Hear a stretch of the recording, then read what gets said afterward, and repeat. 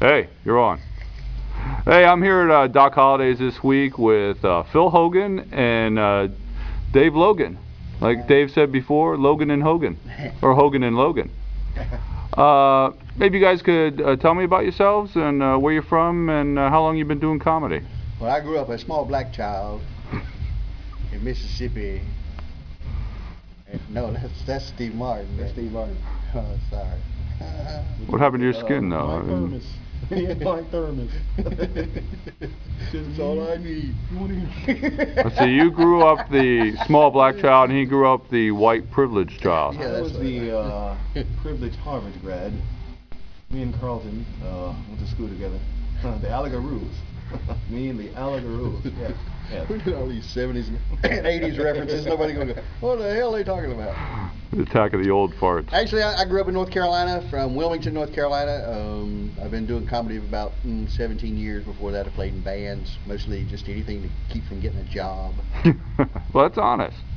Whew. Doing comedy for the last 8 years. I've been same thing. Just been doing everything I can not to work, but I have to work now because I'm actually working on so many projects for TV and internet-wise. So. Now Dave, you also do some hip-hop type stuff. Yeah, I produced the Green Mile, Baby Daddy Tragedy album by Mr. Wusa Amaru, co-produced that record, all the comedy skits under the mind. Currently working on another album for J Bone and a guy named Ghetto Prince. You can see them on VCast, actually, Verizon VCast. I got a scholarship fund for single mothers that's going to college. Of course, you know, you've interviewed me before about that. I give out $500 scholarships every year. You can get information on that at www.justthecomedian.com.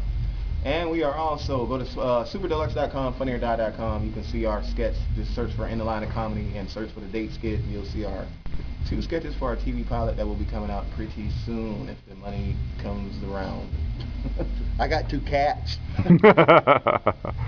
Trust me, you will see Phil Hogan on my TV show. Trust me. Definitely one of the funniest guys in America right now. What I find interesting is we've talked about this before. Is a lot of stroke under the table. Where's his hands? But I find a lot of. Phil's just a man. I swear to God. Phil's doing it. But I find that a lot of comedians actually used to be musicians. I'd say about 80% of the people I interview had been musicians. Oh, yeah. We're all a bunch of lazy bastards. Actually, I played in bands for years and years, and I was always the front guy. You know, I was always the guy that talked, and so the transition was a little easier for me to get back in, to get into comedy. And now, I don't have to set up a PA or lights or pay 5 or 6 other people. It's just me. No, that's the nice thing. I know the trouble with bands is it's hard to keep them together, or hard for everybody to work together, and here you 2 guys are working together. Look at that. Oh, man. Woohoo! The thing with Ebony and Ivory. Let's go into a song. Let's just. The girl is mine. No. The gosh darn girl is. What the hell? He couldn't cuss. The gosh darn girl is mine. So. Couldn't say the damn motherfucker, the girl mine. Who were you guys' comedy influences? Richard Pryor. I hate to say it, man. Anybody that's doing the business like over 10 years. Anybody in the business over 10 years. Just because of the people I was around, in Cleveland. I didn't start my career like a lot of people just wake up and they go to rooms. I actually started at Hilarious Comedy Club, so I got to see a lot of big time people before they were. I got to meet Bernie Mac, George Wallace, Sinbad before they had Sinbad had his show at the time, his sitcom, which a lot of people just do not know. So I got to actually meet these guys. You know what I'm saying? We got our 5 minutes. So to meet Phil Hogan and Mary Asher and people that's just been doing it for a long time, to be honest with you, those are my influences for real. I want to know how they've been doing it that long. That mean you stealing shit that way? Oh hell no! Oh hell no! You influenced me a lot. I don't know. I think everybody that does comedy these days has something that they owe Richard Pryor. He opened so many doors for everybody, not just just every comic out there. You're a comedian and you don't have Richard Pryor in your roster. You are not a comedian. I'll tell you that right now. If that name does not come out your mouth. Rarely I hear people mention. Every so often I still hear somebody mention Flip Wilson too. Yeah. I used to like Flip Wilson. Oh yeah. You're gonna go to the classics though. If you want to call him, you got Flip Wilson. Thank you. Yeah, Geraldine. Yeah. Mom's Mabley. George Carlton, the first album. Yeah.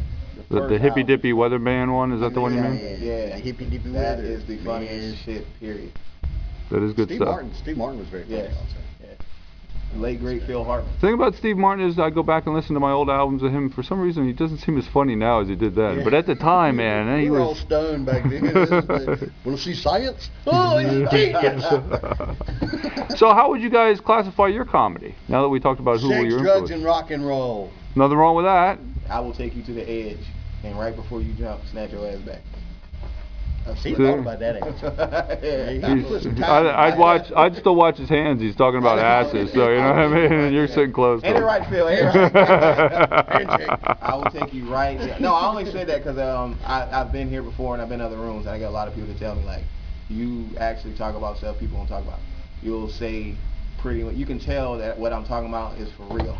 Not to say nobody else does. It's just like I will take you right there. And right before you think it's about to be offensive or whatever, I'll snatch you right. That way you laughing your ass off. Man, you made me screw up my glasses. Yeah, man, I broke them. Uh-oh.